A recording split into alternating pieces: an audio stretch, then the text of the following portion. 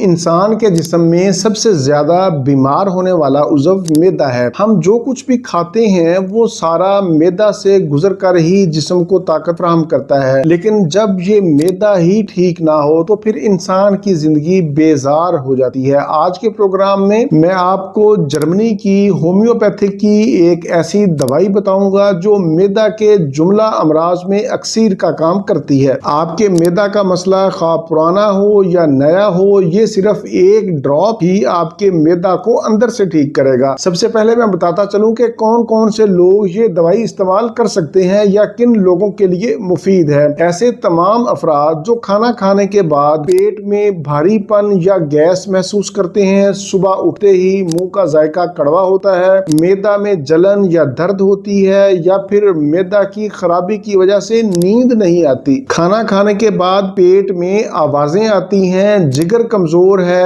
ڈکاروں کا آنا، قے یا متلی کا ہونا، بد ہضمی اور قبض جیسی شکایت کا ہونا، ایسے مریض جو معدہ کی خرابی کی وجہ سے ان کے مزاج کے اندر چڑچڑاپن آ جاتا ہے، چھوٹی چھوٹی باتوں پر غصہ کرتے ہیں، کوئی بات ان کو اچھی نہیں لگتی، معدہ کا السر یعنی معدہ میں زخم ہے، ایسے تمام لوگ یہ دوائی استعمال کر سکتے ہیں۔ اس دوائی کا نام ہے اسٹوما گیسٹرو R5۔ یہ ڈاکٹر ریکوٹ جرمنی کی مشہور دوائی ہے۔ یہ نہ صرف پاکستان بلکہ پوری دنیا میں ڈاکٹر کامیابی سے استعمال کرواتے ہیں۔ اس دوائی کے 15 قطرے 1 گھونٹ پانی میں کھانے سے 30 منٹ پہلے صبح دوپہر شام آپ استعمال کریں۔ کم از کم آپ اس کو 1 ماہ ضرور استعمال کریں۔ یہ 100% نیچرل ہے، اس کا کوئی نقصان نہیں ہے، لیکن پھر بھی حاملہ خواتین اس دوائی کو استعمال نہ کریں۔ اگر آپ معدہ کے امراض سے مستقل چھٹکارا حاصل کرنا چاہتے ہیں، دوائیوں سے اپنی جان چھڑوانا چاہتے ہیں، تو اس دوائی کے ساتھ آپ کو پرہیز کرنا ہوگا۔ فاسٹ فوڈ، فرائی اشیاء، کھٹی چیزیں، کافی، چائے، کولڈ ڈرنکس،